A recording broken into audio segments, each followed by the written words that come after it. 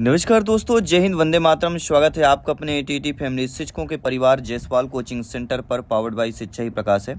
दोस्तों, आज हम बात करेंगे एमपी टेट में 2018 से लेके 2026 तक पूछे गए महत्वपूर्ण हिंदी पेडागोजी के टॉप 100 एमसीक्यूज करेंगे, क्वेश्चन आंसर करेंगे। ये टॉप 100 जो एमसीक्यूज रहेंगे आपके हिंदी पेडागोजी में 15 नंबर्स पक्के कर देंगे। तो अगर हिंदी पेडागोजी में 15 प्लस स्कोर पाना है, हिंदी में 30 में से जो 15 पेडागोजी की आती है, तो अगर स्कोर पाना है तो टॉप 100 क्वेश्चन बहुत इंपॉर्टेंट है। तो आपकी रिवीजन है, रिवीजन हो जाएगा, 15 नंबर कन्फर्म हो जाएंगे। तो चलिए आज शुरुआत करते हैं कि आप सभी लोग तैयार हैं। प्रत्येक ब्रदर सिस्टर टीचर्स जिनका सपना है अध्यापक अध्यापिका बनना। तो पहले हम टॉपिक वाइज यहाँ पे टॉप 100 कर रहे हैं। जो प्रीवियस ईयर में पूछे गए प्रश्न थे कि भाषा अर्जन और अधिगम से पूछा गया था कि भाषा अर्जन की क्षमता कैसी होती है। तो भाषा अर्जन की क्षमता कैसी होती है? जन्मजात होती है। किसके अनुसार? चॉम्स्की के अनुसार है। फिर अगला प्रश्न है कि बालक अपने परिवार समाज से भाषा कैसे सीखता है। ये प्रश्न है। तो ये प्रश्न को भी आप लोगों को ध्यान देना है कि बालक जो है अपने परिवार और समाज से भाषा कैसे सीखता है? अनुकरण के माध्यम से सीखता है। अगला, भाषा अर्जन का मुख्य आधार क्या होता है? तो स्वाभाविक और सहज भाषाई परिवेश। अगर भाषा अर्जन को पूछा है मुख्य आधार क्या होगा, कोई बालक बालिका है उसको भाषा अर्जन का मुख्य आधार क्या हो सकता है? तो स्वाभाविक और सहज भाषाई परिवेश अर्थात इन्वायरमेंट, वो क्या होगा? बेस्ट मुख्य आधार होता है भाषा अर्जन अर्थात सीखने में। सभी कमेंट कीजिएगा। प्रत्येक ब्रदर सिस्टर टीचर जिनका सपना अध्यापक अध्यापिका बनना, शिक्षक बनना, जयसवाल सर आप सभी का अभिनंदन, स्वागत करें। आप सभी के माता पिता को प्रणाम नमस्कार कर रहे हैं। साथियों, भाषा अधिगम के लिए किसकी आवश्यकता होती है? अगर लैंग्वेज लर्निंग करना हो तो किसकी आवश्यकता होगी? तो सबसे पहले सचेत प्रयास की आवश्यकता होती है। नियम और औपचारिक परिवेश अर्थात औपचारिक परिवेश का मतलब होता है स्कूल की आवश्यकता होती है। अगला प्रश्न आपके एग्जाम में पूछा जा सकता है कि चॉम्स्की के अनुसार बच्चे के मस्तिष्क में कौन सा तंत्र है जिससे वह भाषा सीखता है? वह होता है LAD, लैंग्वेज एक्विजिशन डिवाइस, भाषा अर्जन तंत्र बोलते हैं। अगला जो प्रश्न दिया गया कि भाषा अनुकरण के माध्यम से सीखी जाती है, विचार किसका है? तो BF स्किनर है। BF स्किनर ने क्या कहा कि भाषा अनुकरण के माध्यम से सीखी जाती है। बच्चे की भाषा समाज के साथ संपर्क का ही परिणाम है, यह कथन किसका है? तो वाइगोस्की का है। वाइगोस्की ने क्या कहा है कि बच्चे की भाषा समाज के साथ संपर्क का ही परिणाम है। और बच्चा भाषा और समाज का संबंध किसका होता है? वाइगोस्की का। अगर दो शब्द आ जाए समझिए वह भावार्थ, वह चीज़ें किसकी होगी? वाइगोस्की के इर्द गिर्द आती हैं। ये ट्रिक बता रहा हूँ समझने के लिए। यही ट्रिक है जो आपके एग्जाम के हाल में काम आएगी और एग्जाम को फतेह करेंगे, अपने सपने को साकार करेंगे। अगला, विचार भाषा से पहले आता है, किसने कहा है? जीन प्याजे जी। जीन प्याजे जी एक परिभाषा स्टेटमेंट है, अक्सर पूछी जाती है। विचार भाषा से पहले आता है। भाषा से पहले क्या आता है? पहले विचार आएगा फिर भाषा आती है। तो विचार क्या आता है? भाषा से पहले उत्पन्न हो जाता है। किसने कहा? जीन प्याजे जी ने कहा। भाषा विचार को निर्धारित करती है। सिद्धांत यह किस सिद्धांत से संबंधित होता है? तो भाषा विचार को निर्धारित करती है, यह सापिर-ओरफ परिकल्पना है। सापिर-ओरफ परिकल्पना है, उसके अकॉर्डिंग भाषा विचार को निर्धारित करती है। एमपी टेट स्पेशल आपका है Jaiswal coaching centre, powered by शिक्षा ही प्रकाश है। जिनका सपना अध्यापक अध्यापिका बनना, अपने परिवार टीटी फैमिली से जुड़ जाइएगा। यह आपका अपना परिवार है, अवर टीचर्स फैमिली है, शिक्षकों का परिवार है। साथियों, भाषा अर्जन और भाषा अधिगम मुख्य अंतर किसका होता है? अक्सर पूछा जाता है। तो भाषा अर्जन और भाषा अधिगम, अर्जन और अधिगम में क्या अंतर होता है? परिवेश और स्वाभाविकता का। एग्जाम में पूछा जाता है मातृभाषा क्या है? जिसे बच्चा बिना किसी विशेष प्रयास के अपने परिवेश से अर्जित करता है, उसी को हम मातृभाषा कहते हैं। यानी बचपन की भाषा, माता पिता की भाषा, परिवार की भाषा मातृभाषा कहलाती है। द्वितीय भाषा सीखने में मातृभाषा की क्या भूमिका होती है? अगर किसी बच्चे को द्वितीय भाषा सीखना हो, उससे मातृ भाषा की भूमिका ये एक संसाधन और सहायक रूप में कार्य करती है। बच्चे अपने स्कूल की भाषा और घर की भाषा में क्या खोजने की कोशिश करते हैं? तो समरूपता अर्थात समानता की कोशिश करते हैं कि घर की भाषा जैसे बोलते तो वैसे स्कूल की भाषा हो, तो समरूपता खोजने की कोशिश करते हैं। भाषा सीखने सिखाने का मुख्य उद्देश्य क्या होना चाहिए? विभिन्न परिस्थितियों में भाषा का प्रभावी प्रयोग करना। प्राथमिक स्तर पर भाषा सीखने का सबसे अच्छा तरीका क्या होता है? समृद्ध भाषाई वातावरण प्रदान करना, प्रिंट रिच इन्वायरमेंट। बच्चे अपने अनुभवों के आधार पर भाषा के नियम खुद बनाते हैं, क्या दर्शाता है भाषार्जन की स्वाभाविक प्रक्रिया को दर्शाता है। अगला प्रश्न और भी आपका इंटरेस्टेड दिया गया है, सभी को कमेंट करना, फीडबैक करना। जिनका सपना अध्यापक अध्यापिका बनना, जयसवाल सर आप सभी का अभिनंदन स्वागत कर रहे हैं। साथियों, भाषा अधिगम में त्रुटियां क्या दर्शाती हैं? त्रुटियां, गलतियां क्या दर्शाती हैं? त्रुटियां सीखने की प्रक्रिया का एक स्वाभाविक हिस्सा होती हैं जो बताती है कि बच्चा कैसे सीख रहा है। अगर आप सीख रहे हैं, कुछ नया कर रहे हैं, तो त्रुटियां होंगी, गलतियां होंगी, और जो गलती करता है वही अव्वल बनता है, क्योंकि गलती करने से सीखता है और सीख करके अव्वल बनता है। वाइगोस्की ने स्वयं से बात करने को क्या नाम दिया? वाइगोस्की ने स्वयं यानी प्राइवेट स्पीच, अंततः वाक इन्होंने दिया। अंतः वाक अपने व्यवहार को निर्देशित करता है। अंतः वाक क्या है? वाइगोस्की ने स्वयं से बात करने का नाम दिया, इनर स्पीच। अगला प्रश्न है जो अक्सर एग्जाम में रिपीट होता है, पूछा जाता है, पियाजे जी यानी पियाजे ने बच्चे की खुद से बात करने की आदत क्यों कहा? तो जो बच्चे खुद से बात करते हैं उनको अहं केंद्रित वाक कहा। ईगो सेंट्रिक स्पीच जो होती है, ये बच्चे जब खुद से बात करते हैं तो अहम केंद्रित वाक जीन पियाजे जी ने कहा। भाषा अर्जन का मुख्य रूप से कैसा होता है? तो भाषा अर्जन मतलब सीखना मुख्य रूप से अचेतन और अवचेतन दोनों प्रकार से होता है। सभी प्रश्न को कमेंट करना है, फीडबैक करना है। अब बात करेंगे भाषाई कौशल से प्रश्न करेंगे। लैंग्वेज स्किल LSRW जो अक्सर पूछा जाता है, और हमारी संस्था की टॉपर नोट्स, अगर आप हिंदी पेडागोजी, हिंदी ग्रामर की टॉपर नोट्स चाहते हैं, टॉपर नोट्स भी आपको मिल जाएगी। टॉपर नोट्स प्राप्त करने के लिए आज ही व्हाट्सएप मैसेज करें 9630689598 9630689598। इस पर आप व्हाट्सएप करना है, टीम आपको सारा डिटेल फॉरवर्ड कर देगी। जो नोट्स रहेगी वह 15 से 20% आपकी तैयारी को और मजबूत कर देगी, क्योंकि ये जो नोट्स बनाई गई है, जो कंटेंट इसमें जोड़ा गया है, ऐड किया गया है, जो पिछले हमारे टीचर्स हैं जो सिलेक्शन पा चुके हैं, उनके मार्गदर्शन पे ये नोट्स, कंटेंट और वो एडिशनल चीज़ें ऐड की गई है जो एग्जाम में पूछी जाती हैं। तो भाषाई कौशलों का सही क्रम क्या होता है? Listening, speaking, reading and writing. सुनना, बोलना, पढ़ना, लिखना। सुनना पहला होता है, बोलना दूसरा होता है, पढ़ना तीसरा होता है, लिखना चौथा होता है। LSRW। अब बोलेंगे सर ये तो बनता है, बार बार क्यों बता रहे हैं? बताना पड़ता है। करत करत अभ्यास के जड़मत हो तो सुजान रसरी आवे जाते सिल पर परत निशान। जब एक पत्थर पर भी निशान पड़ जाता है, इसलिए इन चीज़ों को समझना है और फीडबैक करना है। तो कौन सी भाषाई कौशल जो है ग्रहणात्मक कहलाएगी? ऐसी भाषाई कौशल जिसको आप ग्रहण करके सीखते हैं। तो श्रवण और पठन, सुनना और पढ़ना, ये क्या है? केवल ग्रहण करके सीखी जाती है। फिर कौन सी भाषाई कौशल अव्यक्तात्मक कहलाता है? ठीक है, अव्यक्तात्मक कौन से आएगा? तो आएगा भाषण और लेखन, अर्थात इसमें से बोलना और लिखना, ये चीज़ें हो जाएंगी। भाषाई कौशल आपस में कैसे जुड़ते हैं? तो भाषाई कौशल जो होते हैं आपस में अंतर संबंधित और एकीकृत होकर जुड़े होते हैं। तो क्या होते हैं? आपस में अंतर संबंधित और एकीकृत होते हैं। बाकी सभी क्लासेस चल रही, क्लासेस को ज्वाइन कीजिए, प्रिपरेशन को मजबूत कीजिए, तैयारी 101% करिए, ताकि आपका सपना साकार हो सके, माता पिता का सपना साकार हो के आपका सपना साकार हो सके, उन सभी को जवाब मिल सके जो आप अभी को पीठ पीछे बातें करते थे। पीठ पीछे बातें करने को इग्नोर करिए और सीधे पढ़ाई में ध्यान लगाइए। अगला है भाषा का प्राथमिक कौशल कौन माना जाता है? श्रवण कौशल। सस्वर पाठन का मुख्य उद्देश्य क्या है? कि बच्चों को उच्चारण दोष को दूर करना और आत्मविश्वास बढ़ाना। मौन पाठन का मुख्य लाभ क्या होता है? मौन पाठन से अर्थ ग्रहण कर सकते हैं, एकाग्रता बढ़ाई जा सकती है और तीव्र गति से पढ़ा जा सकता है। तो मौन पाठन के 3 आपके पॉजिटिव चीज़ें हैं जो आपको ध्यान देना और समझना है।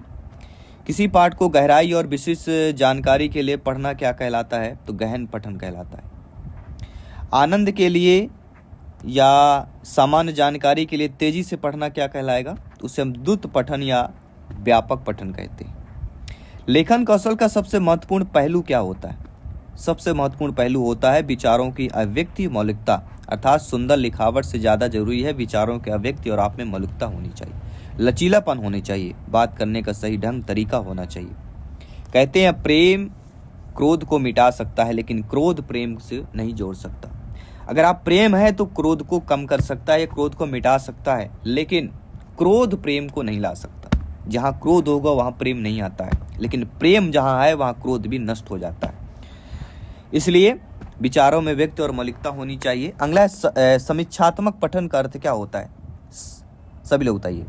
क्रिटिकल जो रीडिंग होती है, गुण दोषों की पहचान करते हुए तर्कपूर्ण ढंग से पढ़ने को हम समीक्षात्मक पठन कहते हैं। सभी लोग समझ रहे होंगे। बहुत बहुत धन्यवाद सभी का।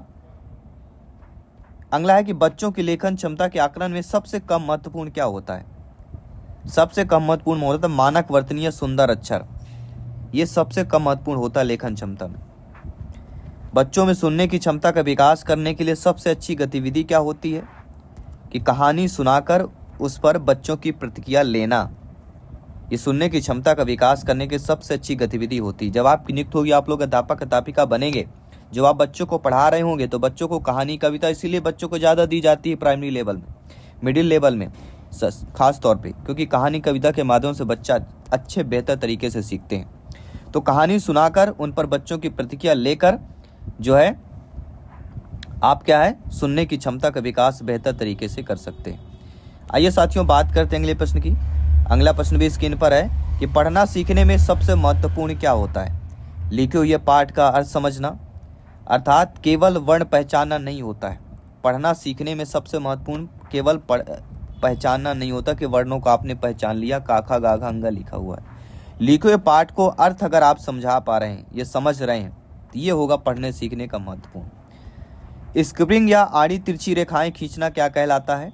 जब आड़ी तिरछाएं बच्चे अक्सर जाते होंगे ना, आड़ी तिरछाएं स्लेट में या बोर्ड में खींचते हैं, तो यह भी एक लेखन कौशल की शुरुआती हिस्सा होता है। छोटे बच्चों को दे दीजिए स्लेट और चौक दे दीजिए, तो वह आड़ी मेरी तिरछा खींचे। उससे क्या होगा, वो हाथ का और चौक का कॉम्बिनेशन बनाता है बैठाने के लिए, हाथ में कैसे फिट आ जाए लिखने के लिए। वो भी एक शुरुआती हिस्सा होता है। मौखिक अभिव्यक्ति को प्रभावी बनाने का सबसे अच्छा तरीका क्या होता है? कि बच्चों को बातचीत और वाद विवाद के स्वतंत्र अवसर दे दिया जाए। ठीक है, नो डाउट सारी चीज़ें क्लियर हो गई हैं। आइए बढ़ते हैं आपके अगले प्रश्न की तरफ। डायरी लेखन का मुख्य लाभ क्या होता है? अगर आप डायरी में लिख रहे हैं तो इसका बेनिफिट आपको क्या मिलेगा? अपने विचारों का आत्म मूल्यांकन और सहज अभिव्यक्ति होती है। अगर डायरी लेखन लिख रहे हैं तो कहीं आप अक्सर देखते होंगे आप लोग डायरी लिखना भी चाहिए, चाहे आप 10 मिनट के लिए लिखें, आधे घंटे के लिए लिखें। डायरी लिखने से क्या होता है, आप अपने विचारों को आत्म मूल्यांकन करते हैं। आज मैंने ये की, कुछ बातें होंगी जो शब्द का किसी शब्द आज की ये लगाइए कि एक दिन में कोई 2-3 शब्दों का हमें विच्छेद करना, उनका अर्थ समझना है, तो वो लिखना शुरू कर दीजिए। अच्छी चीज़ें लिखना करिए, प्रेरणादायक विचार लिखना शुरू कर दीजिए। माता पिता के लिए क्या अच्छे कार्य करना चाहिए वो करना शुरू कर दीजिए। आप समाज के लिए, शिक्षा के लिए क्या बेहतर कर सकते हो वो लिखना शुरू कर दीजिए, बहुत अच्छा होगा। सूत्रलेख का मुख्य उद्देश्य क्या होता है? वर्तनी की शुद्धियों को सुधारना और ध्यान केंद्रित करना। अनुलेख क्या होता है? किसी छिपे हुए पाठ को देखकर हूबहू लिख देना, उसे हम अनुलेख कहते हैं। और अनुलेख के बाद एक आता है प्रतिलेख। प्रतिलेख का क्या उद्देश्य होता है? प्रतिलेख का उद्देश्य होता है लेखन गति और लिखावट में सुधार करना, उसे हम प्रतिलेख कहते हैं, यानी प्रति यानी दोबारा लिखा। अब हिंदी शिक्षण की विधियां और व्याकरण से संबंधित करेंगे पेडागोजी। व्याकरण शिक्षण की सबसे सर्वोत्तम विधि कौन सी मानी जाती है? टीचिंग मेथड्स एंड ग्रामर, तो वह होती है आगमन विधि। इंडेक्टिव जो मेथड होता है यह उदाहरण से नियम की ओर चलता है। आगमन विधि का सूत्र क्या है? उदाहरण से नियम की ओर, स्पेसिफिक टू जनरल। सारी चीजें समझ में आ रही हैं? किसी भी प्रश्न पर डाउट हो बेफिक्र होकर आप लोग कमेंट कर सकते हैं, फीडबैक कर सकते हैं। अगला प्रश्न स्क्रीन पर है। निगमन विधि का सूत्र क्या होता है? निगमन विधि मतलब नियम से उदाहरण की ओर। प्राथमिक स्तर पर व्याकरण कैसे पढ़ाया जाना चाहिए? अब आपकी नियुक्त हो गई और आपके किसी एसडीएम साहब आ गए, प्रचार साहब आपसे बोलें, प्रिंसिपल सर आपसे बोलें कि प्राथमिक स्तर पर व्याकरण आप कैसे पढ़ाएंगे बच्चों को। मान लीजिए कक्षा 2 की क्लास दी गई, बोला गया इसमें व्याकरण कैसे पढ़ाएंगे, तो आप संदर्भ के अनुसार पढ़ाएंगे और व्यवहारिक रूप से पढ़ाएंगे। अलग नहीं पढ़ाना है, संदर्भ और व्यवहारिक रूप से आपको बच्चों को व्याकरण पढ़ाना है प्राइमरी लेवल में। भाषा संसर्ग विधि का उपयोग किस लिए किया जाता है? तो भाषा संसर्ग विधि का उपयोग बिना व्याकरण के नियम रटाए श्रेष्ठ लेखकों की कृतियां द्वारा भाषा सिखाना को हम भाषा संसर्ग विधि कहते हैं। हालांकि मेरी कोशिश रहती है सबसे शुद्ध सरल भाषा में समझा देना, ताकि आप बेहतर तरीके से समझ पाएं। और इनडायरेक्टली क्वेश्चन आएंगे, ये नहीं कि ये सारा हु आएगा। जब ये चीज़ें बेसिक चीज़ें पता होगी तभी आप इनडायरेक्टली क्वेश्चन को घुमा फिरा के जो पूछा जाएगा तभी आप सॉल्व कर पाएंगे। तो ये चीज़ें जानना बहुत ज़रूरी है। अगर आप जान रहे तो दोबारा भी सुन लेना बहुत ज़रूरी है, क्योंकि ज्ञान कभी कमी नहीं होता, ज्ञान कभी खाली नहीं होता, जितना मिल जाए उतना ही बेहतर होता है। कविता शिक्षण का मुख्य उद्देश्य क्या होता है? रस स्यानुभूत, भावबोध और सौंदर्य बोध करना। गद्य शिक्षण का मुख्य उद्देश्य क्या होगा? शब्द भंडार में वृद्धि, तार्किक सोच, अर्थ ग्रहण क्षमता का विकास। नाटक शिक्षण की सबसे क्या होता है कि कक्षा अभिनय विधि को हम नाटक शिक्षण कहते हैं। अब कक्षा अभिनय से संबंधित कोई भी एक टॉपिक दे दिया गया तो आपको नाटक शिक्षण करना है। शब्द भंडार बंदी, तार्किक सोच या अर्थ ग्रहण की क्षमता से संबंधित कोई दे दिया है तो आपको गद्य शिक्षण के ऑप्शन पे करना है। रस से अनुभूत, भावबोध, संदर्भोध से संबंधित कोई टॉपिक दे दिया गया तो आपको कविता शिक्षण करना है। ये चीज आप समझ लीजिए, हिंदी पेडागोजी में आपका स्कोर अव्वल आएगा। जैसे प्रोजेक्ट विधि हो गई, इसके प्रोजेक्ट विधि के जनक पूछ लिया गया तो विलियम किलपैट्रिक है। किंडरगार्टन विधि के प्रतिपादक किसने किया? फ्रॉबेल ने किया। डाल्टन विधि किसने दी? हेलेन पार्खस ने दी। तो ये बहुत सिंपल सी चीजें पूछी जाती हैं। अगला है कि खेल खेल में भाषा सीखने के लिए कौन सी विधि उपयुक्त होती है? तो प्लेवे मेथड आपने पढ़ा होगा, खेल विधि। प्रत्यक्ष विधि में भाषा कैसे सिखाई जाती है?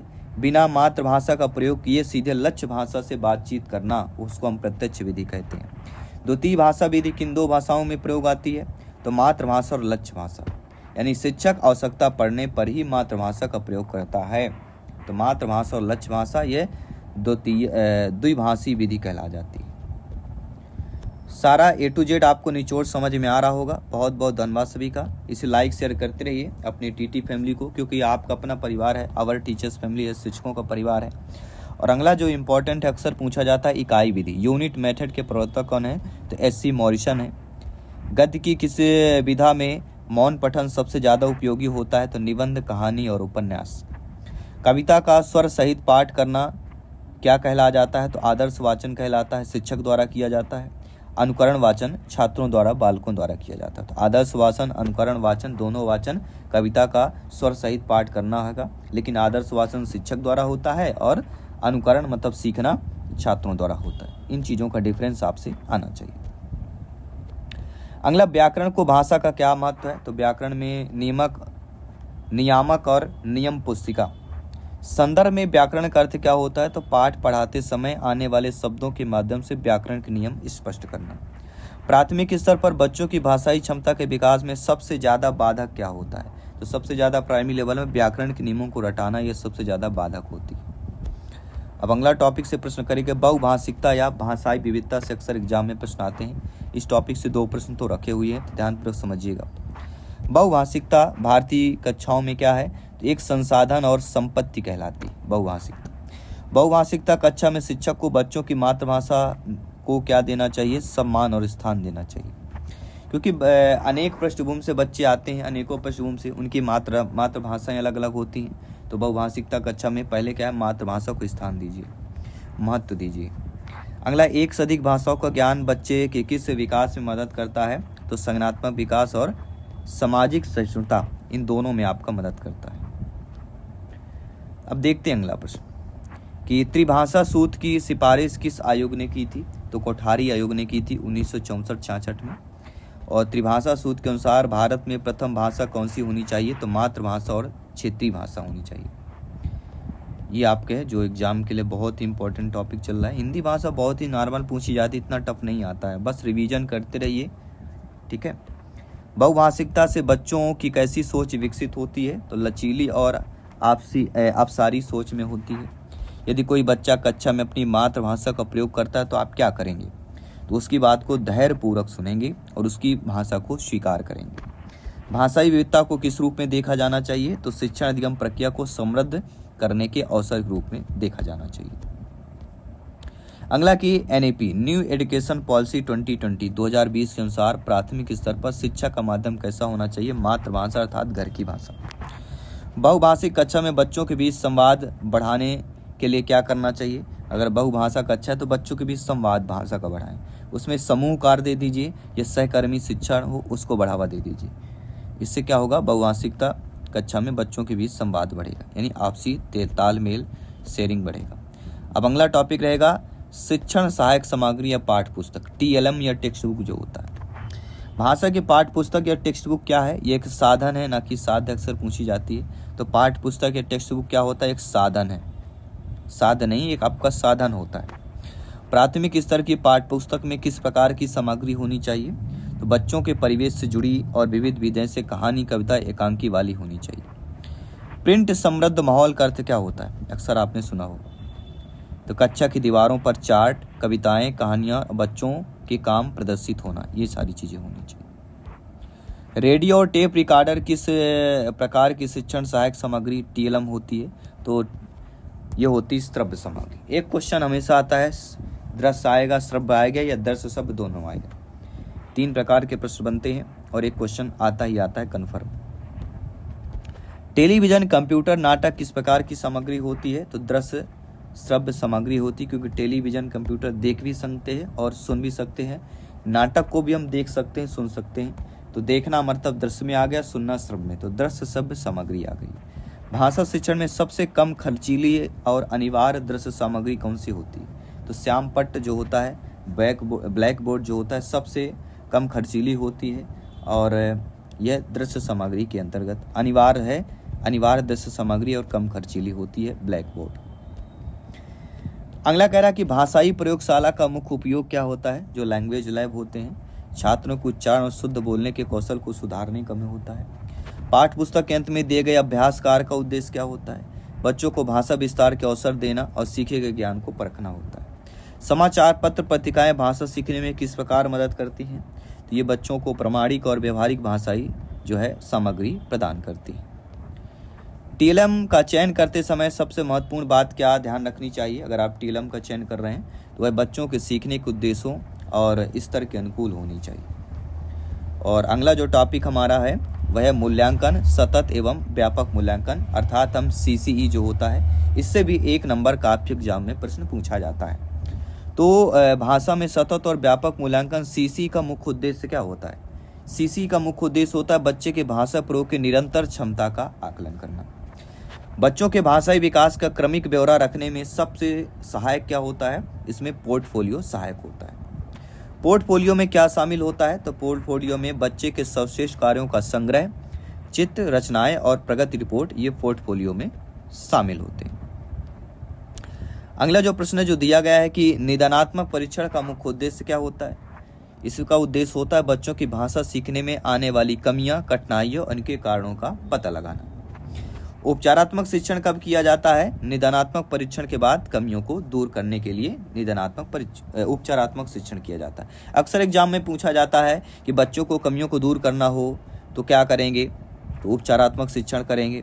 निदानात्मक परीक्षण के बाद कौन सा परीक्षण होता है? तो वह कहलाता है उपचारात्मक परीक्षण। निदानात्मक परीक्षण के बाद उपचारात्मक होता है, ठीक है। या उपचारात्मक परीक्षण के पहले कौन सा होगा? निदानात्मक परीक्षण होगा। यानी पहले निदानात्मक होगा, बाद में उपचार होगा। पहले निदान ढूंढा जाएगा कि कैसे करें, फिर उस पर उपचार किया जाएगा। सीखने के लिए आकलन कैसा होता है? तो रचनात्मक होता है, जो शिक्षण प्रक्रिया के दौरान चलता है उसको हम सीखने के लिए आकलन कहते हैं। और सीखने का आकलन कैसा होता है? योगात्मक होता है। योगात्मक मतलब प्लस वाला होता है, सत्र के अंत में परीक्षाओं के रूप में होता है। और अगला जो प्रश्न आपके स्क्रीन पर दिया गया है कि भाषा का आकलन करते समय आप किस बिंदु को सर्वाधिक महत्व देंगे? तो भाषा प्रयोग की स्वाभाविकता और सहजता को देंगे।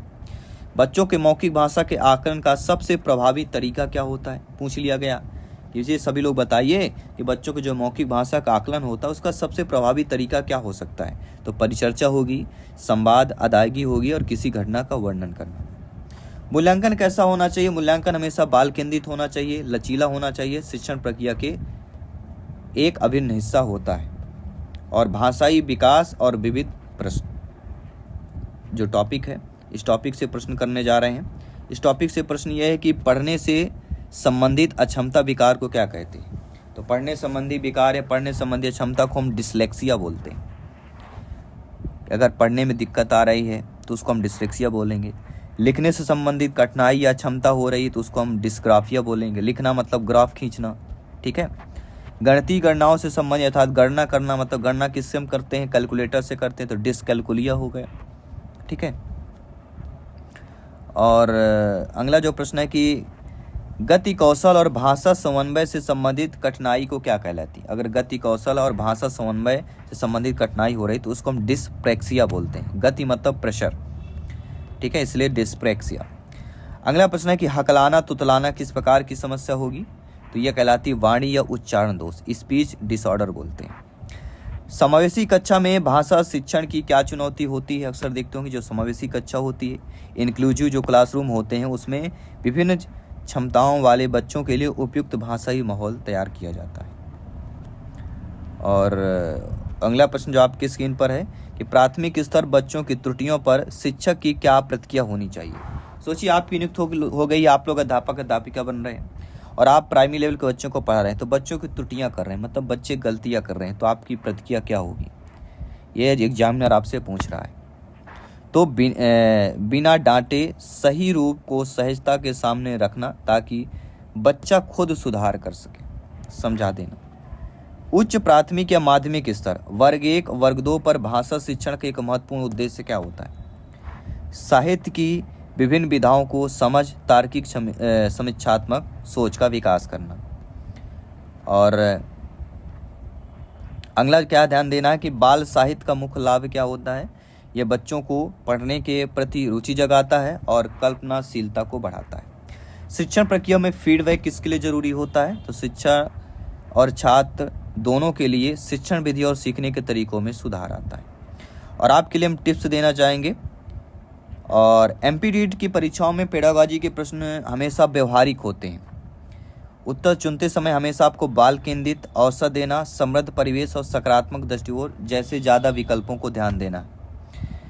तो Jaiswal coaching centre TT family जो होता है, आपकी सफलता हमारा संकल्प है। ये परिवार का संकल्प ही है आपकी सफलता, ठीक है। तो आई होप सभी लोग समझ गए होंगे। किसी भी प्रश्न पर डाउट हो बेफिक्र आप लोग कमेंट कर सकते हैं, फीडबैक कर सकते हैं। प्रिपरेशन मजबूत कीजिए, तैयारी बेहतरीन कीजिए और हमारी कोशिश होती है बेस्ट आपको कंटेंट देने की, बेस्ट नोट्स देने की, बेस्ट क्वेश्चंस देने की, ताकि आप बेहतर प्रिपरेशन कर सके, बेहतर तैयारी कर सके। तो मिलते हैं आपके अगले सेशन नेक्स्ट सेशन पे। तब तक के लिए सभी मित्रों को जय हिंद, वंदे मातरम, धन्यवाद सभी का।